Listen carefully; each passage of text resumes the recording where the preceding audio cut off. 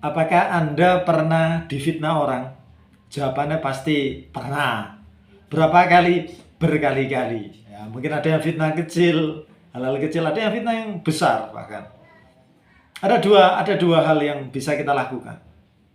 Ketika ada orang mengatai kita yang jelek-jelek, mengatai kita yang bukan kita lakukan, fitnah lah intinya.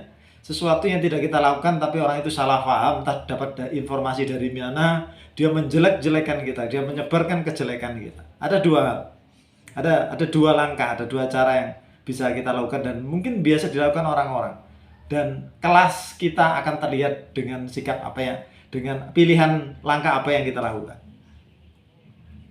Yang pertama, karena kita merasa benar, kita labrak orang itu, cari orang yang itu, cari sumbernya, siapa, sumber fitnahnya dari mana, kita kejar, ketemu orangnya, kita temui dan kita ajak debat, kita konfirmasi apa yang terjadi, jelas perdebatan di sana. Orang itu nggak akan mudah. Kalau orang sudah membenci kita, sudah kerangka berpikirnya sudah jelek, akan sulit sekali menerima kebenaran dari kita. Mungkin dia menuduh kita hanya alibi, kita hanya membela diri. Saya kira itu nggak akan, mungkin itu bukan solusi yang tepat. Karena orang yang sudah menjelek-jelekan kita tidak akan mudah menerima. Seperti yang dikatakan Sayyidina Ali itu. Orang yang tidak suka kita, percuma kalau kita jelaskan tentang diri kita. Orang yang mencintai kita tanpa kita terangkan saja, orang sudah bisa mengerti kita. Artinya orang yang mencintai dan membenci itu beda posisinya. Jadi tidak terlalu itu.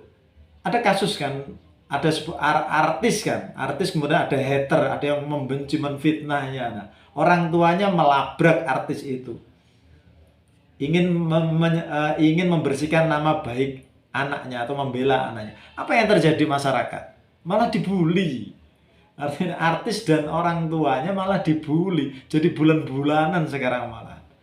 Ya, itulah masyarakat, itulah sosial, itulah apa ya, itulah masyarakat gitu loh. Jadi kita mungkin dianggap bahwa orang artis itu punya kekuatan, dia punya kekayaan, kemudian dia menganiaya orang yang lemah, orang yang menfitnah dia itu loh. Pokoknya jadi orang kuat itu harus sabar, jadi orang kuat itu harus kuat mentalnya, jadi tidak boleh sembarangan bertindak. Bahkan tindakannya benar sebenarnya hakikatnya, tetapi pemahaman masyarakat kan berbeda.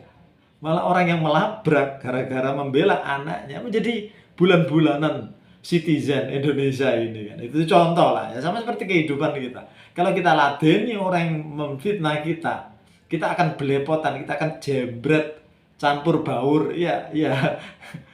Nanti orang nggak akan bisa membedakan antara sang penfitnah dengan yang difitnah. Bisa juga orang paling ketika kita membela diri, malah dituduh begini. Ya paling itu hanya membela diri kayak gitu. Nah, ada langkah yang kedua, saran saya, kita kan sharing ya, saran saya. Biarkan aja. Yang penting kita yakin, kita sudah tahu bahwa itu salah, orang itu salah paham tentang kita. Itu hanya sebuah fitnah dari info yang tidak benar. Nggak tahu lah sumbernya dari mana. Kita melakukan aja hal yang benar. Kita melakukan hal-hal yang sudah kita lakukan. Karena jika kita yakin bahwa kita sudah benar, kita nggak melakukan sebuah kesalahan, lakukan aja. Urusan orang lain menilai kamu salah, biarkan. Waktu yang akan menjawabnya. Nah, kalau ada orang yang menfitnah kita dan itu salah, kita akan melakukannya benar itu. Suatu saat waktu yang akan menjawab. Oh, berarti tuduhannya ke itu ternyata tidak ya kan, orang itu tidak ada indikasi sama sekali. Berarti wah itu hanya fitnah aja, hoax itu namanya. Waktu yang akan menjawab itu. Jadi tidak perlu kita panik ketika ada fitnah yang datang ke dalam kehidupan kita. Ya tetap kita dengarkan apa sih, siapa tahu itu benar. Mereka menilai kita salah, apakah mungkin menjadi evaluasi kita. Tetapi kalau murni itu adalah fitnah dan kita tidak melakukan itu, maka ada dua hal. Lawan, labrak orang itu, cari, dan Anda akan tercebur ke dalam sapi tank, ke dalam apa ya, bahasa Jawanya pecerennya, jembret, akan ya busuk dua-duanya. Jadi antara yang berbeda dan kamu kita akan kena bau busuknya itu. Kita akan campur baur lah bahasa Jawanya. Macam itu. Atau kita tunjukkan kualitas kita. Tunjukkan kualitas Anda dengan ya biarkan aja. Biarkan waktu yang berbicara, nggak perlu kok, nggak perlu. Orang baik itu nggak perlu menerang bahwa saya baik. Orang belum tentu percaya kok ketika kita mengatakan bahwa kita baik. Biarkan orang lain yang menilai, lakukan aja apa yang kamu yakini kamu benar. Pasti suatu saat ending akan indah, artinya semuanya akan terlihat di akhir sebuah episode. Gitu ya.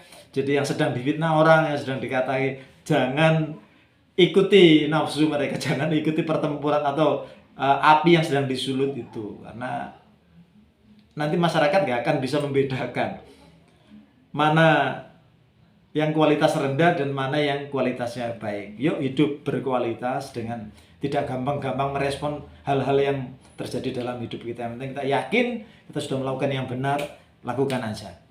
Jalani aja, semuanya akan terlihat di akhir sebuah episode tanpa kita banyak mengatakan bahwa kita baik, kita hebat dan yang lainnya. Biarkan masyarakat yang akan menilai. Lakukan apa yang sudah kamu yakini. Demikian, semoga bermanfaat. Sampai jumpa lagi.